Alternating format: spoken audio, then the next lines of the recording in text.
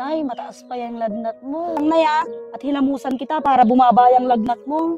Hindi na, nak. Okay lang. Kaya ko naman. Hindi na, Nay. Ako na. Wala rin akong ginagawa. Natapos mo na ba yung pinapatrabaho ni tita mo? Oo, Nay. Pupunta pala ako doon, nak.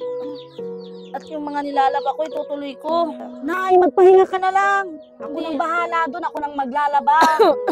Mahiga ka na lang, Nay. Mas mahirap naman, Nay, kung lalala pa yan. Alam mo naman, di ba? Wala tayong perang pangpagamot. Tipin nyo na lang, Nay, kung paano kayo gumaling. Teka lang, at may binili pala akong gamot dito na inumin nyo muna. O, Nay, umika ka muna dyan. Nay, ito ba yung masakit sa'yo? Ay, wow! Pahiga-higa lang kayo dyan?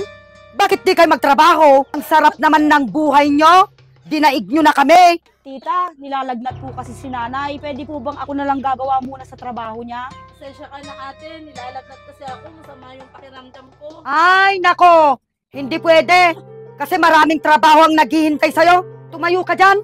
At Tita, trabahuin mo yung mga gagawa yun. sa trabaho niya. Saka din, may sarili ka namang trabaho, di ba? Di ba nga? May kanya-kanya kayong trabaho ng nanay mo? Paano mo magagampanan yung sa kanya? Eh, ang kupad-kupad mong gumalaw. Tita, kakayanin ko po kahit maghapon po akong magtrabaho. Ay, hindi pwede. Daniela, basta magtrabaho siya. Punta ka na. Sige, pumunta ka ng magtrabaho.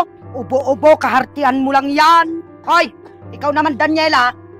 Huwag mong anuin yung nanay mo. Bumalik ka doon sa trabaho mo. Nay, ano, kaya mo ba? Oo, anak. Kaya kong bumalik ka dito sa trabaho mo.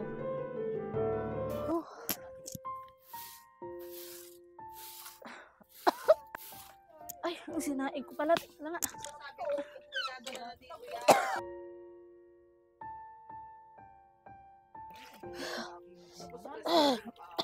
Ay, nako. Ang dami pa naman palang labahin dito. Nakapagsimula na ba kaya yon? Dalingat mapuntahan nga yon. Hoy, Kureng! Bakit ang dami mo namang iniwan doon? Tingnan mo nga doon. Ang dami-dami pa, hindi mo kinuha lahat. Darating yung bagyo, hindi talaga kayo nag-iisip. Ang gusto ko, malabahan lahat ng mga damit doon. At matuyo, kunin mo lahat ng mga damit doon. Sinasabi ko sa'yo. Ate, baka pwedeng i-washing ko na lang yung mga natitira doon. Hindi pa pwedeng mag-washing, Kureng, dahil mahal ang kuryente. Hindi naman kayo nagbabayad eh, kaya mabisyo ka. Oh, ano to? Bakit nakloroksan mo to?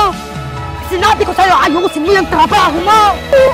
Pinatira ko kayo dito para magtrabaho ng maayos, hindi yung tatamad-tamad.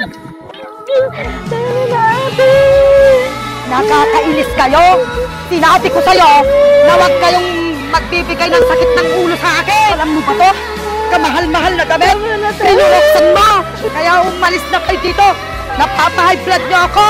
Nay, tama na. Kahit ayaw kong gumawa ng kasalanan, nakakagawa ko. Nay, tama naman na. Sobra naman na yung ginagawa nyo kay Tita Kureng. Malahimik kasi, Mang. Tingnan mo yung ginawa niya sa damit ko, oh. Kamahal-mahal. Nay, kahit na, wala ka pa rin karapatan na saktan siya. Tsaka damit lang naman yan. Oo, damit lang yan si Mang. Pero yung damit na yan galing sa pera ko. Dapat lang sa kanya yan. Kasi tatanga-tanga siya. May karapatan akong saktan dahil nandito nakatira sa puder ko. Naku, Nay, ewan ko sa'yo. Tita Kureng, kaya mo na dyan yan. Oh, ang taas pa pala ng lagnat mo. Nay, bakit ganitong nangyayari kay Tita Kureng? Hayaan mo siya si Mang. Walang magtratrabaho niyan dahil may bagyo. Iisa na lang yung panty ko doon. Halika na, Tita Kureng. Yung bahala sa'yo. Paano na kaya to? Sino na kayang gagawa dito? Etong si Simang na to paki-elemera.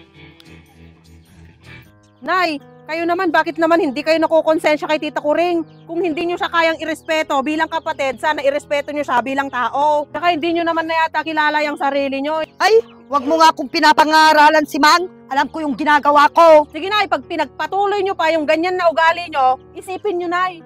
Matakot sana kayo sa karma. O tignan mo, nagkakasagutan na tayo nang dahil dyan sa mag-inang yan na si Daniela at Kureng. Imbes na katahimik ang buhay natin dati dito, dumating-dating yung dalawang yan.